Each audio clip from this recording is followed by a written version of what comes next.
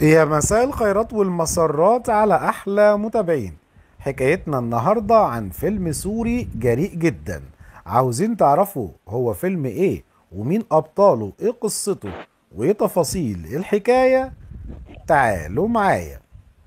حكايتنا النهاردة عن فيلم عشاق على الطريق، والفيلم من بطولة النجمة الجميلة حبيبة، ومعاها أديب قدورة ورفيق سباعي، وكمان معاهم لينا باتا.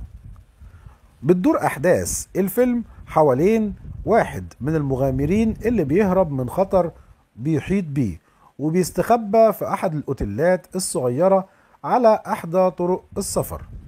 الأوتيل ده ملك لراجل عجوز بخيل متجوز من واحدة ست شابة وجميلة، وتحصل علاقة جسدية غير شرعية ما بين المغامر ده وما بين الزوجة، ويتفقوا هما الاتنين على قتل الزوج. ولكن عودة بنت الزوج العجوز عشان تقضي الأجازة الصيفية في الأوتيل بيغير الخطة تماما، وبتتصاعد الأحداث في السياق ده. والفيلم مليء بالمشاهد الجريئة اللي تسببت في منعه من العرض.